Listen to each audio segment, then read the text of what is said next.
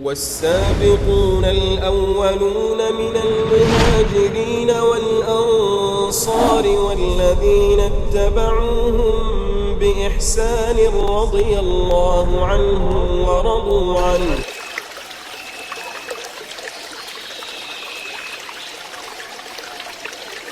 Bismillahirrahmanirrahim. Assalamualaikum warahmatullahi wabarakatuh.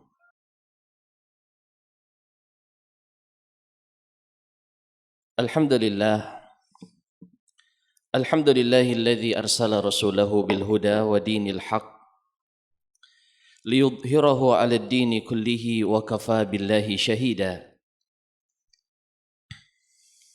Wa ashhadu an la ilaha illallah wahdahu la syarika lah wa ashhadu anna Muhammadan abduhu wa rasuluh sallallahu alaihi wa ala alihi wa ashabihi wa man ihtada bihadihi wastanna bisunnatihi ila yaumiddin, amma ba'd. Ma'asyiral muslimin wal muslimat, jamaah sidang salat subuh yang senantiasa dirahmati Allah. Alhamdulillah, pada pagi hari yang berbahagia ini Allah Subhanahu wa taala kembali memberikan kepada kita kekuatan untuk memenuhi panggilannya, terkhusus di salat 5 waktu dan lebih khusus lagi di dalam salat subuh.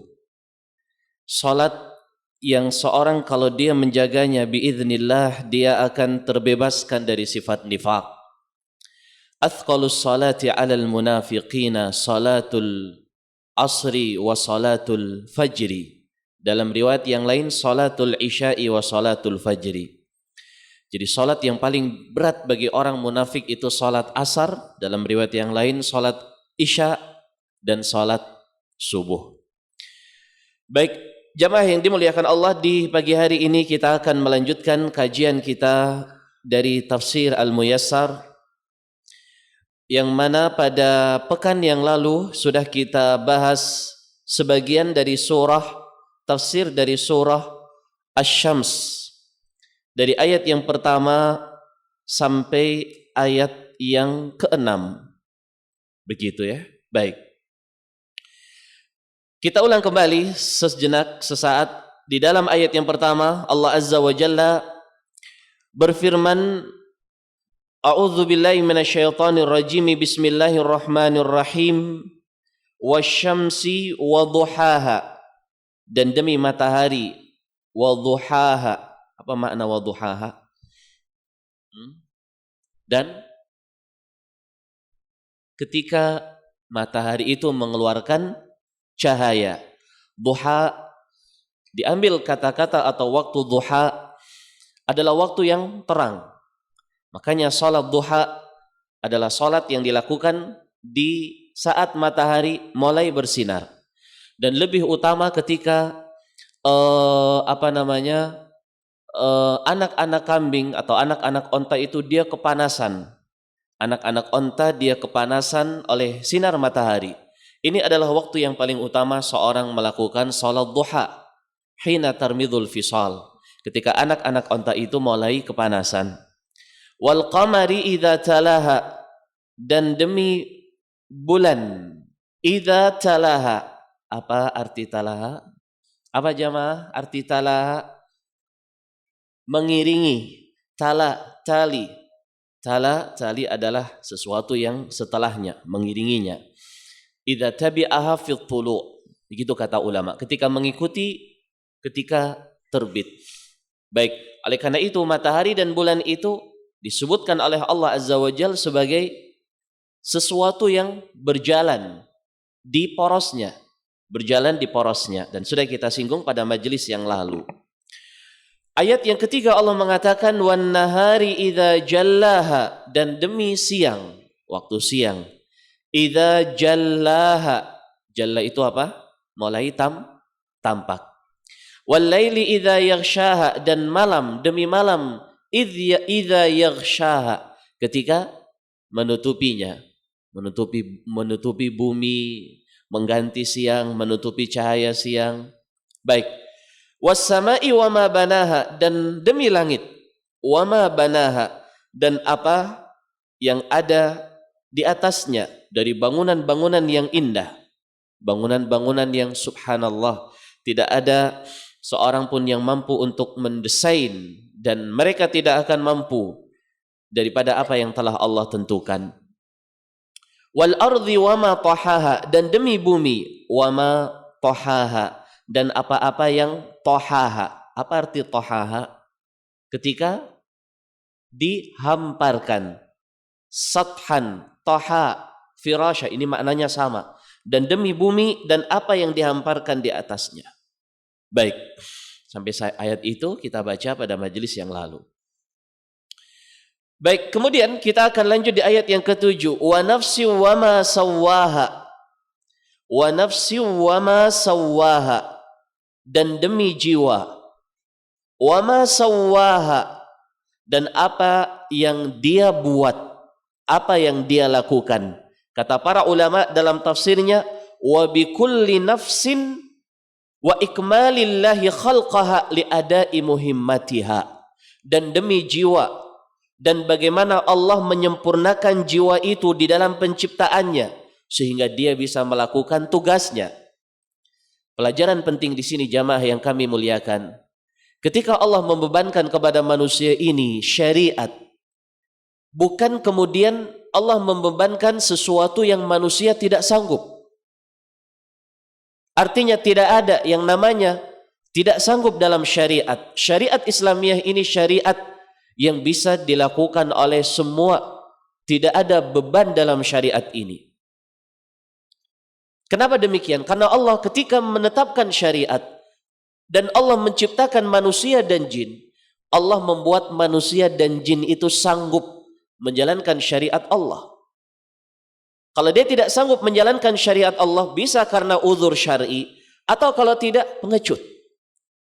Karena dia ada jiwa pengecut. Dia sanggup sebenarnya, tapi dia pura-pura tidak sanggup. Dia bisa, tapi dia pura-pura tidak bisa. Ini makna dari wa nafsi wa ma sawwaha. Dan demi jiwa dan apa yang telah Allah bentuk jiwa itu untuk menjalankan perintah Allah. Oleh karena itu jamaah yang dimuliakan Allah Azza wa Jal, para ulama usul dalam pembahasan mereka mengatakan tidak ada beban, la taklif ma'a syariah, tidak ada beban dengan syariat ini. Allah mengatakan dalam ayatnya, la yukallifullahu nafsan illa us'aha. Tidaklah Allah membebankan jiwa kecuali apa yang dia mampu. Doanya seorang mukmin yang dikabul oleh Allah, Rabbana, apa ayatnya? Wala tuhammilna ma la taqata lana bi. Ya Rabb, jangan kau bebankan kami apa yang kami tidak sanggup. Fa'alt. Aku lakukan kata Allah. Aku lakukan kata Allah.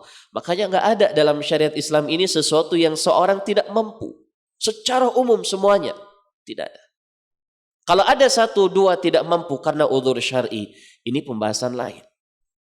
Jadi salat 5 waktu, bayangkan bagaimana Allah ingin membuat syariat ini bisa dilakukan oleh manusia semuanya. Dari 50 waktu salat menjadi 5. 5 ini tidak ada orang yang mengatakan berat, kecuali dia di dalam jiwanya terdapat kemalasan, kemunafikan. Di dalam jiwanya terdapat ihmal terhadap syariat.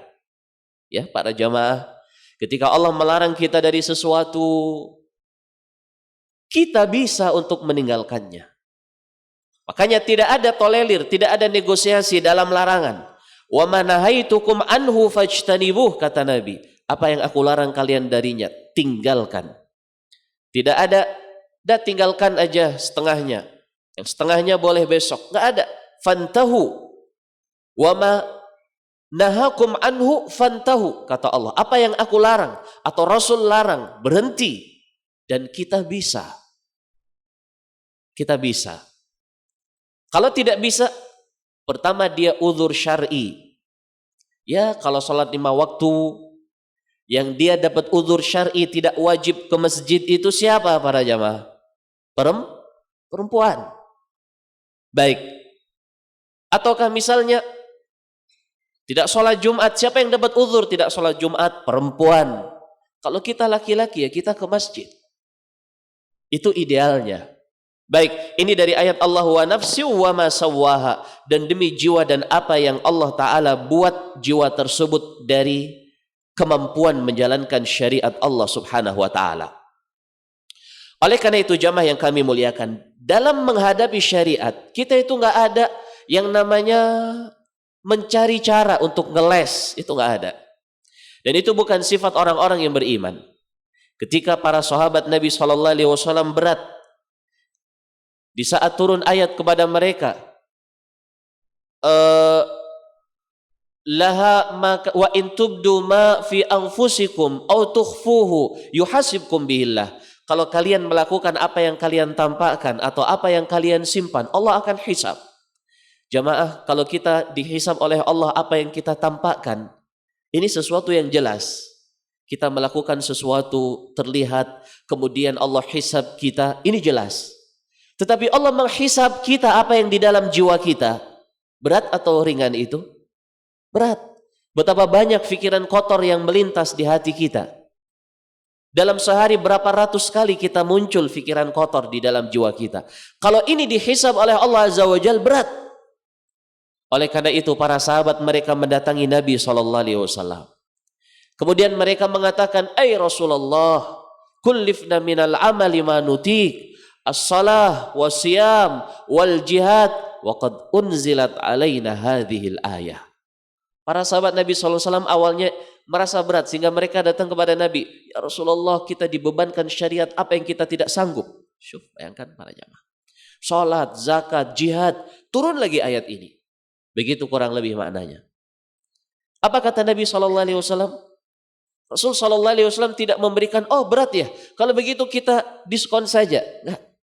Tetapi Nabi mengatakan, "Aturidun an taqulu kama qalat Banu Israil min qabl."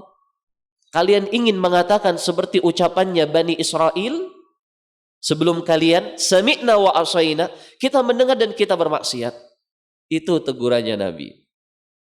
Jadi itu jawaban kurang lebih ya para jamaah. Bagi orang yang bertanya sesuatu yang dia tahu itu haram, ingin mencari celah untuk bisa melakukan. Itu jawabannya. Kalian ingin mengatakan seperti ucapannya Bani Israel, "Sami'na wa asaina." Ustaz, saya tahu kalau riba itu haram. Tapi Ustaz, misalkan saya jadi satpamnya saja misalnya. Atau saya jadi penyambut tamunya saja. Ya jamaah, ini sesuatu yang jelas keharamannya. Bagaimana Allah menjadikan keharaman riba itu bukan hanya kepada pelakunya, bahkan kepada saksinya. Masuk dalam kategori ta'awun 'alal itsmi wal udwan. Hadirin yang dimuliakan Allah Azza wa Jalla, kalau ada orang tanya kayak gitu, jawabannya kayak tadi, "Aturiduna an taqulu kama qalat Banu Israil, sami'na wa asaina." Kan sudah jelas larangannya. Tinggal kita stop. Sanggup Ustaz? Nggak mungkin nggak sanggup. Nggak mungkin.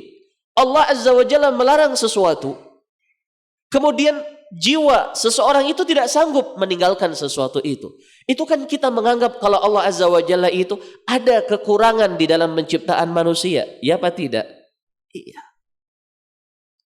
Kalau kita beranggapan di saat kita meninggalkan yang haram, lalu kita menganggap bahwa jiwa ini tidak mampu, tidak sanggup, ini nggak mungkin dilakukan. Kif, meninggalkan yang haram, lalu kita menganggap bahwa jiwa ini tidak sanggup untuk melakukannya.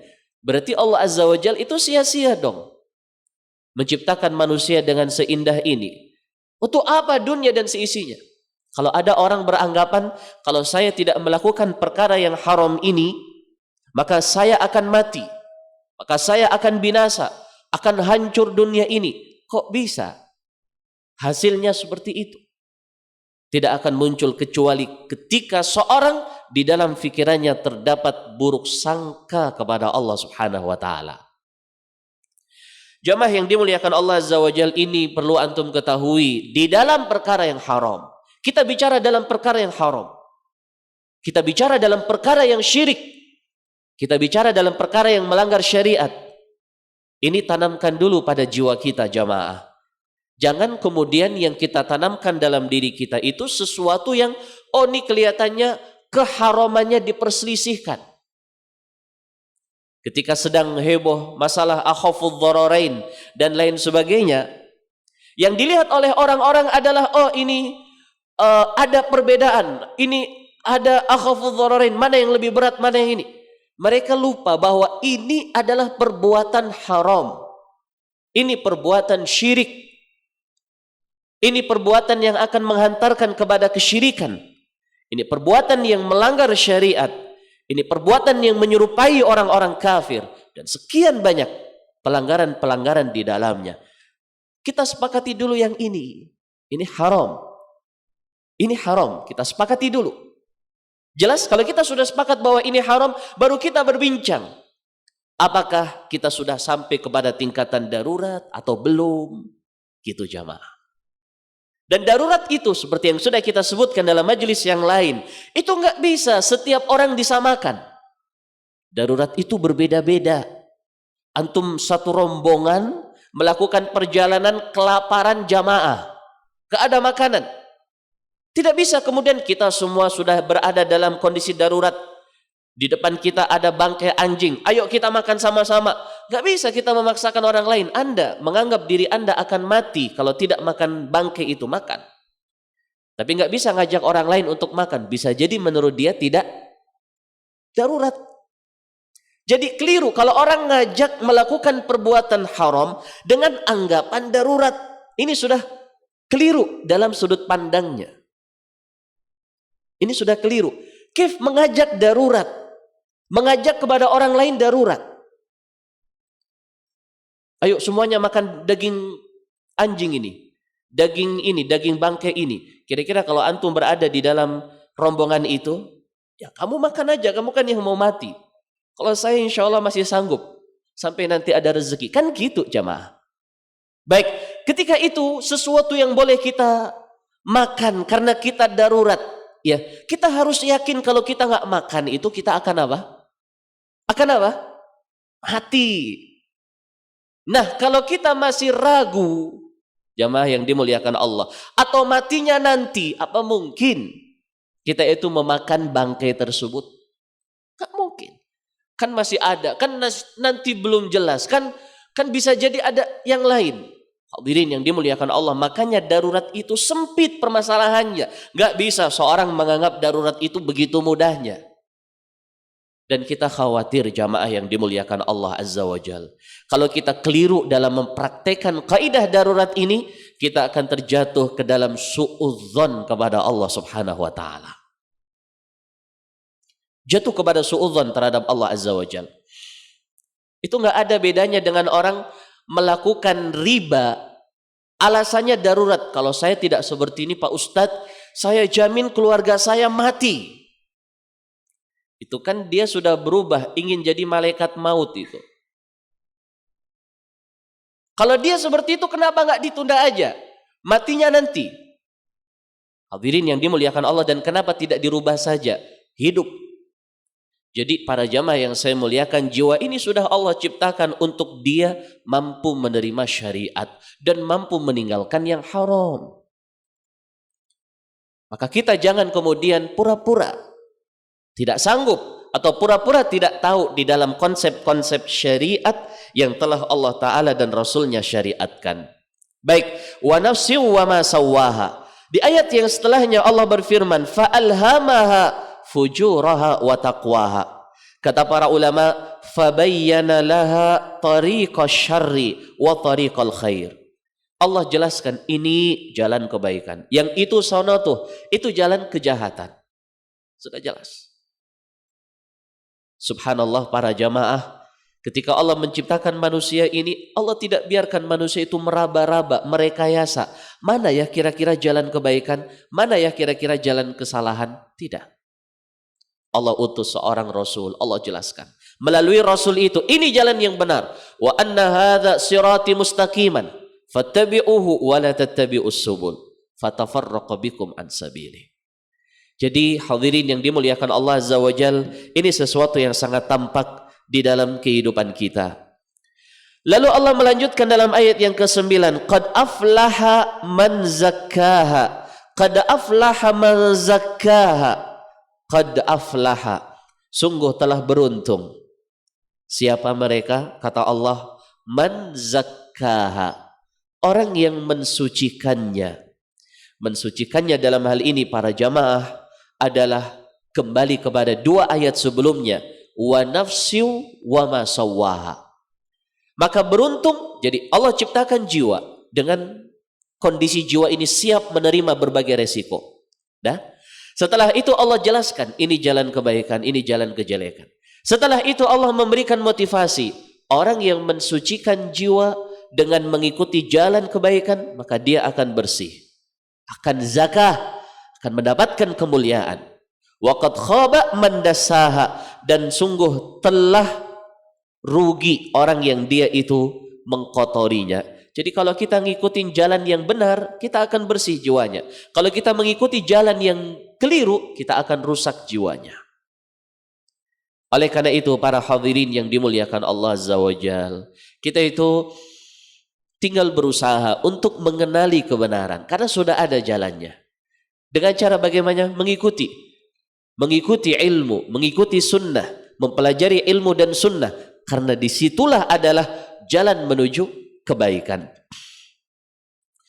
Jamaah yang dimuliakan Allah Azza wa Jalla, Al-Imam Ibnul Qayyim rahimahullahu ta'ala menggambarkan apa yang dimaksud dengan waqad khaba man dassaha, celaka atau rugi orang yang dassa yadussu dasis. Arti dari dasis itu ikhfa, menyembunyikan. Jadi para jamaah, kalau kita jiwa ini dibiarkan saja berjalan sesuai dengan fitrahnya, itu akan sampai kepada kebaikan. Cuman seringnya kita yang menyembunyikan itu. Karena kebenaran itu ibarat cahaya matahari. Orang kalau tidak mau menerimanya itu karena dia menutup matanya, sehingga nggak kelihatan. Sedangkan dia terlihat oleh orang lain, oh dia itu pura-pura. Dia tutup matanya, sehingga dia tidak melihat kebenaran itu. Ini dalam ayat ini, qad khaba man dassaha. Rugi orang yang menyembunyikannya, menyembunyikan kebenaran di bawah ketiaknya. Hadirin yang dimuliakan Allah Azza wa Jal, apa yang menyebabkan orang Yahudi sesat? Mereka berilmu, tapi mereka simpan ilmu itu. Apa yang membuat orang-orang musyrik, Fir'aun sebelumnya, Namrud sebelumnya, mereka jatuh dalam kekufuran? Mereka ikhfa, mereka dassa al-khair, mereka sembunyikan kebaikan di bawah hawa nafsunya. Jadi istilahnya gimana ya? Istilahnya itu pura-pura nggak tahu deh. Pura-pura dia itu nggak ngelihat. Padahal dia tahu ini nggak betul nih. Tapi kalau ditegur, oh iya salah ya. Oh iya ya, astaghfirullah. Dia pura-pura istighfar. Semoga benar, tidak pura-pura. Tetapi itu yang terjadi, jamaah yang dimuliakan Allah. Dia ambil jiwanya, dia masukkan ke dalam perkara yang kotor. Jangan. Jiwa ini mulia. Kalau kita bawa jiwa kita ini di atas amal khair, insya Allah Allah akan berikan kepada kita kemuliaan. Ra'aitu dzunuba tumitul quluba, kata Imam Ibnu Mubarak. Wa qad yurisu dzulla idmanuha wa tarku dzunubi isyanul qulubi. Kata Imam Ibnu Mubarak, ra'aitu dzunuba tumitul qulub. Aku melihat dosa itu akan mematikan hati. Waqad yurisu dzulla idmanuha, dan akan membawa kepada kerendahan orang yang terus-menerus melakukan dosa itu. Ini jamaah yang dimuliakan Allah Azza wa Jal. Jadi khaba man dassaha, rugi orang yang dia menyembunyikan kebaikan tersebut. Jiwanya dia sembunyikan hanya untuk menginginkan hawa nafsunya. Kemudian di ayat yang ke-11 Allah mengatakan kadzabat tsamudu bi taghwaha. Kadzabat Tsamud, kaum Tsamud itu mereka telah kadzabat, dusta, mendustakan, bi taghwaha. Yang dimaksud dengan bi taghwaha itu bi bulughiha al-ghayata fil isyan. Taghwaha itu artinya adalah kesesatan kuadrat, kesesatan yang maksimal dalam kesesatannya, yang mencapai titik klimaks. Jadi sangat keterlaluan, kekufuran dan kedustaan kaum Tsamud. Baik para jamaah, kaum Tsamud itu dikirim Kepadanya Nabi siapa? Nabi siapa yang dikirim ke kaum Tsamud? Nabi Salih. Tahu nggak apa bedanya Salih dan Salih? Pak Munawar tahu kelihatannya. Perbedaan Salih dan Salih, ya mungkin karena kita biasa ngomong begitu ya, nggak jadi masalah. Tapi kalau yang dengar orang Arab nanti mereka senyum-senyum itu. Ya. Baik, di zaman ulama salaf dulu ada seorang muhaddis, tapi dia orangnya apa ya? Kalau kita bilang itu suka ngelucu gitu. Suka cari lucu gitu. Namanya Salih Al-Jazarah. Salih Al-Jazarah. Itu kalau antum lihat biografi beliau itu, wah itu lucu-lucu lah. Beliau seorang muhaddis, membacakan hadis, tapi selalu diselingi dan selalu humoris. Humorisnya berlebihan, bukan biasa ya, berlebihan. Akhirnya ketika dia sedang datang kepada gurunya, kalau nggak salah gurunya Ahmad bin Al-Harith ibnu Miskin kalau tidak salah, atau Al-Imam An-Nasai, saya lupa. Yang jelas beliau berguru kepada gurunya karena dia suka usil sana sini, dibentak oleh gurunya, uskut ya Salih, begitu. Aslahakallah, bukan aus tapi aslahakallah. Ini tentunya maknanya kurang tepat kalau saya artikan di sini ya. Yang jelas Salih dengan sin bukan dengan sod, itu maknanya kurang bagus lah, begitu. Jadi hati-hati ya kalau kita ngomong ya. Karena perbedaan bahasa Arab itu kadang memiliki makna yang jauh sekali. Seperti yang pernah kita singgung. Ini sebagai faedah saja, kalau antum menjenguk orang yang sakit, itu antum seringnya doanya apa? Allah yashfik. Begitu kan? Jangan antum jarang ngomong begitu. Allah yashfik. Semoga Allah memberikan kesembuhan kepada engkau. Yashfik. Tapi kalau kepleset sedikit, Allah yushfik, itu apa artinya? Kalau Allah yashfik itu ya Allah semoga Allah memberikan kesembuhan kepadamu. Tapi kalau kepleset sedikit ngomongnya Allah yushfik, apa artinya? Semoga Allah membunuh kamu. Nah, coba lihat itu, salah sedikit saja maknanya sudah keliru. Baik. Nabi Salih, kadzabat Tsamud bitaghwaha. Kaum Tsamud yang diutus kepadanya Nabi Salih, mereka itu mendustakan Nabi Salih sampai kepada tingkatan-tingkatan yang maksimal. Idzin ba'atha ashqaha, ketika mereka berdiri orang yang paling celaka di antara mereka. Faqala lahum Rasulullah naqatallahi wa suqyaha. Rasulullah yaitu Nabi Salih mengatakan kepada kaumnya, ini adalah onta Allah. Ini adalah onta Allah. Biarkan dia meminum di hari dia minum. Jangan kalian ganggu. Telah dibagi. Sebagaimana disebutkan dalam sejarah. Hari ini adalah hari minumnya kaumnya. Hari ini hari minumnya ontanya. Tetapi mereka tidak melihat Allah yang telah menurunkan keajaiban dan mukjizat itu. Ayat terhadap Nabi Salih itu. Mereka menganggap onta. Dia melihat itunya. Onta. Dan ini adalah jamaah yang dimuliakan Allah, kekurangan dan kekeliruan fatal mereka yang membawa mereka kepada kekufuran. Mau nggak saya contohkan hal yang lain yang mirip? Sering disebut oleh Syekh Shalih Al-Utsaimin di dalam muhadarah dan ceramah-ceramah beliau.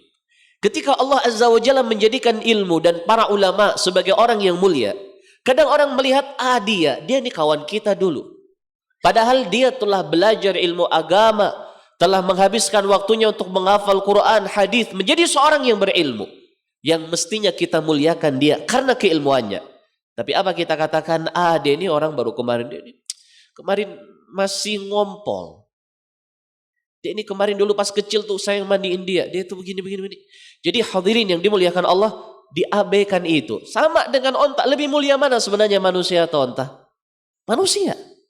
Ketika dia berilmu Allah muliakan dia. Onta ketika itu menjadi mukjizat, Allah muliakan itu. Naqatallah, Allah idhafakan kepada dirinya sebagai idhafatu tashrif. Idhafatu tashrif, penyandaran pemuliaan. Onta Allah, onta yang mulia, yang itu menjadi makhluknya Allah. Biarkan dia minum. Tetapi apa yang mereka lakukan? Fakadzabuhu, mereka dustakan ucapan Nabi Salih. Fa'aqaruha, mereka bunuh onta itu. fadamdama alaihim rabbuhum bidzambihim fasawwaha, sehingga Allah hancurkan daerah mereka dengan dosa yang mereka lakukan, dan Allah ratakan rumah mereka itu dengan bumi. Wala yakhafu uqbaha, dan tidak ada yang takut kepada hukuman Allah kecuali orang-orang yang beriman. Wala yakhafu jallat qudratuhu tabi'ata ma anzalahu bihim minal adzabis syadid. Tidak ada seorang yang bisa lari dari ketentuan Allah ketika Allah menurunkan hukuman kepada mereka. Baik para jamaah yang saya muliakan, semestinya kisahnya Nabi Saleh alaihi salatu wassalam sangat bagus untuk dikhususkan dalam sebuah muhadharah dan diskusi yang ilmiah, karena banyak sekali faedah-faedah yang ada di dalamnya. Tetapi karena waktu kita sudah habis, insyaallah apa yang kita sebutkan sebagai isyarat, apa yang tidak kita sebutkan, dan insyaallah kita cukupkan sekian. Jazakumullahu khaira ala husnil istima'i wal ihtimam. Subhanakallahumma wa bihamdik asyhadu an la ilaha illa anta astaghfiruka wa atubu ilaik. Wassalamualaikum warahmatullahi wabarakatuh.